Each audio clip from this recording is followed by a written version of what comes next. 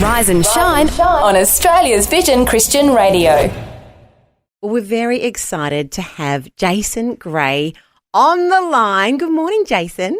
Good morning. It's early. It's early for you guys, as I It is early for us, but it's not for you. Where are you today? Today I am in Grand Rapids, Michigan. Oh, beautiful. Doesn't that sound nice? It does. Probably a bit chilly That for does you. sound nice, doesn't it? Yeah. Beautiful. Yeah. Well, we're having a chat to you because you've released a new book, a children's book, which I have to admit made me cry last night, Jason. It was just beautiful. It's called Sparrows, based on the song that you've also released, which we love here in Australia, Sparrows. Can you tell us a bit about the book? Yeah.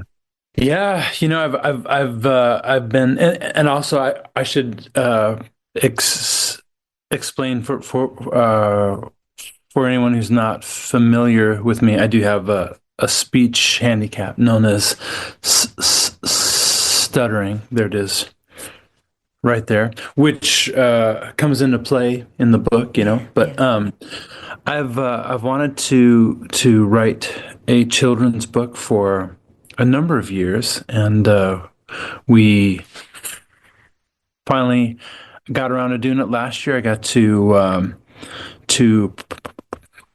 partner with my new friend Jess Waller, who's a gifted writer of children's books, and so she really helped me. You know, it's interesting. The language. I'm also working on a book of devotional essays for all of the songs I've ever released, and I'm also working on a memoir, and I write songs.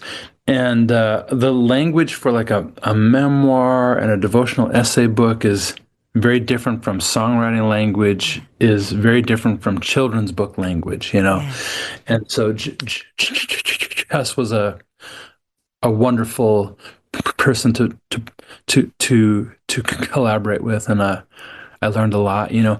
So I've always wanted to do a children's book, and Sparrows seemed like, you know, it's a song that resonated with a lot of people over the years, and has especially seemed to resonate with children.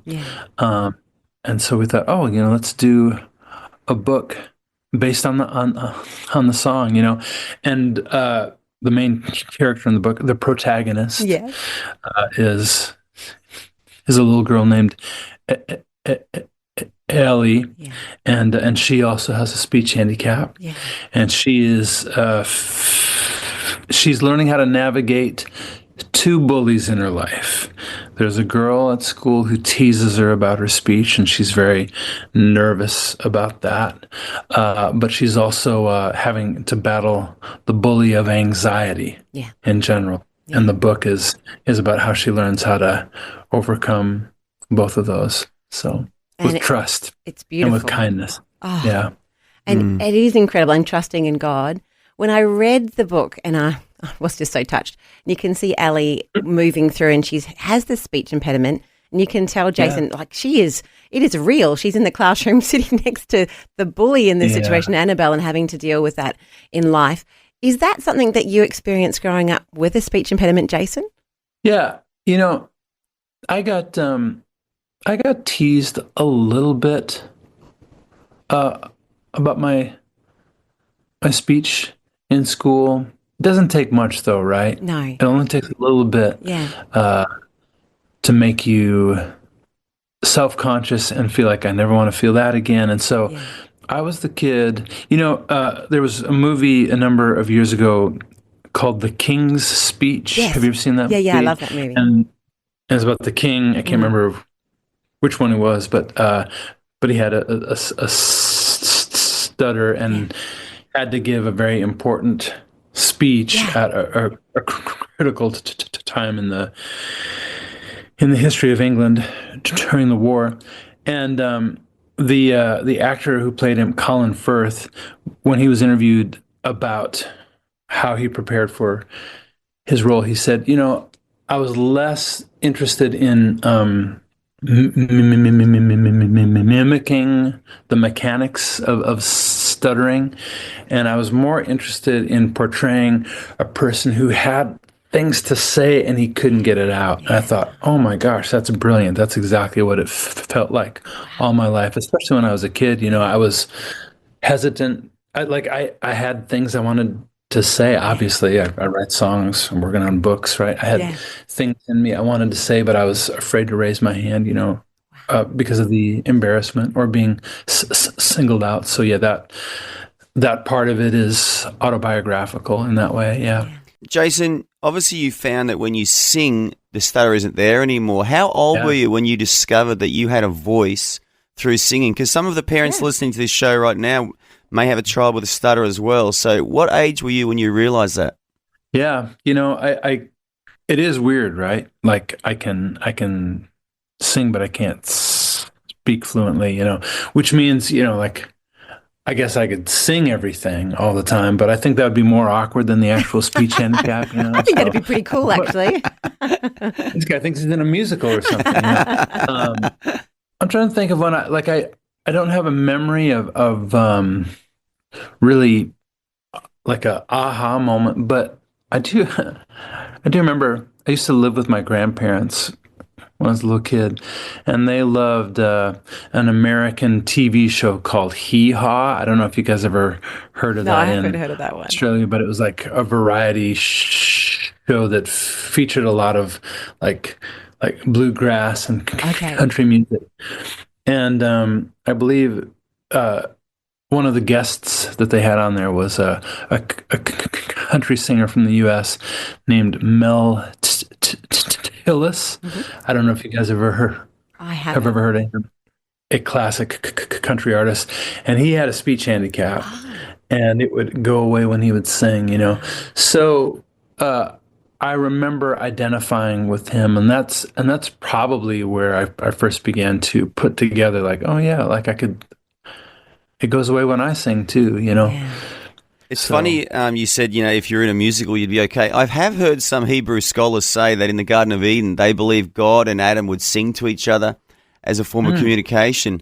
So, you joke about that, but maybe that's what God's original plan was. Yeah, that maybe we were supposed to live in a semi-musical. We'll find out in heaven. Maybe that was the way Adam and Eve used to roll with God. We're not sure, but some Hebrew scholars say there's an inference in the languge that God would sing to Adam and Eve.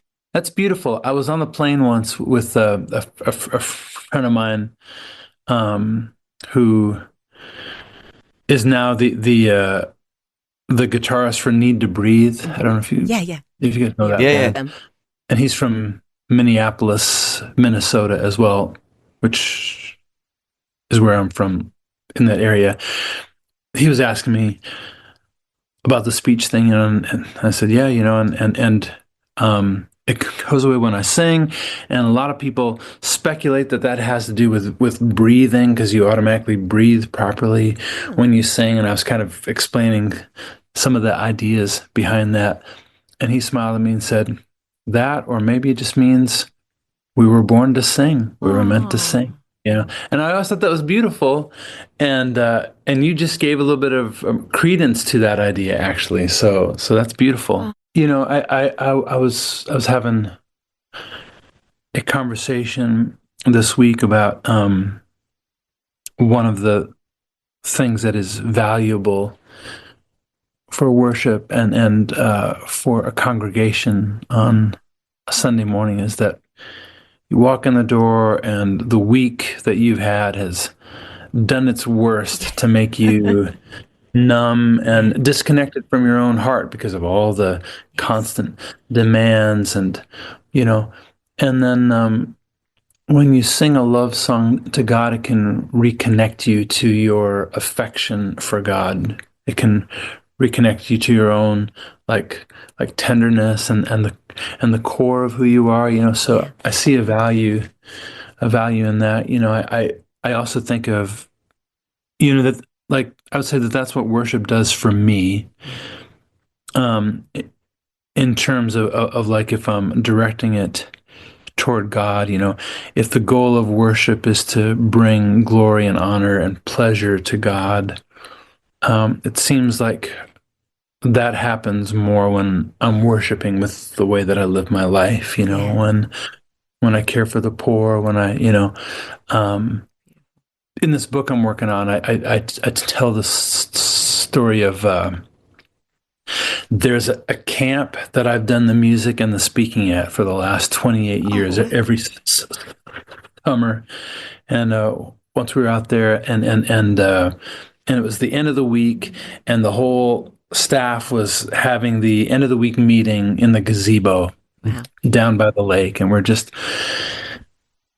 talking, and I had a 5-year-old at the time. His name was Gus. He was 5 years old, and he's down the boardwalk playing a little bit, and he's playing with the camp director's daughter. Her name is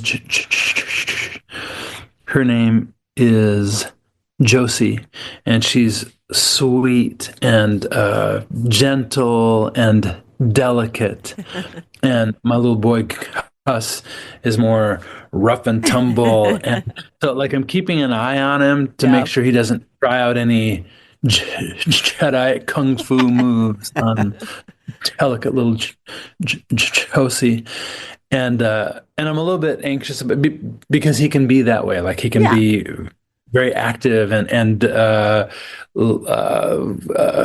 forget himself in his own enthusiasms and exuberance, right? So I'm keeping an eye on him and ready to intervene if I need to. So that's my state of mind. And so imagine my delight and my surprise when I see that there's a breeze coming in off the lake, and it's kind of cold, and Josie is kind of complaining of being cold. You can see it. And imagine my relief and delight and pride when my little boy, who I want to make sure he's not going to like hurt Josie, instead takes off his little jacket and gives it to her. And that brought me such pleasure as a dad. And the other people that I was in the staff meeting with, they saw it happen. And so that makes me look good as a dad, right? Like wow, you've raised an exceptional young boy, right? It brings his dad glory. So in that moment, he brought me pleasure and glory just by the way he conducted himself, you know. And so I tend to think that my most significant worship, insofar as it's directed to God and its intention is to bring him glory and honor and pleasure, that happens in the way that I live my life, you know, like when I care for the poor, when I'm patient and kind with like in the story of the book, Sparrows, the bully Annabelle, she's awful to Ellie. And but as the story progresses, we learn, Annabelle's got some really scary, painful things happening at home. And Ellie becomes aware of that and responds to the bullying with kindness and with compassion and generosity. And that turns the tide, right? And that can happen in our lives too. There's a quote I love from the Scottish preacher from the 1890s, Ian McLaren. He said, "Be kind, because everyone you meet is in a hard battle." And I think that when we conduct ourselves that way, I think that brings God pleasure and glory and honor, you know. And so I see that as my meaningful worship. So good to listen to a little bit of your story, Jason, and just so encouraging that God's given you a voice through singing and now through writing, and you know, you've just proven that God can do his will regardless of sometimes our own human frailty. So what a pleasure and an honor to hear a little bit of your story today. Thank you. Well, thanks, guys. Thanks. Take care. Thanks for taking time to listen to this audio on demand from Vision Christian Media. To find out more about us, go to vision.org.au.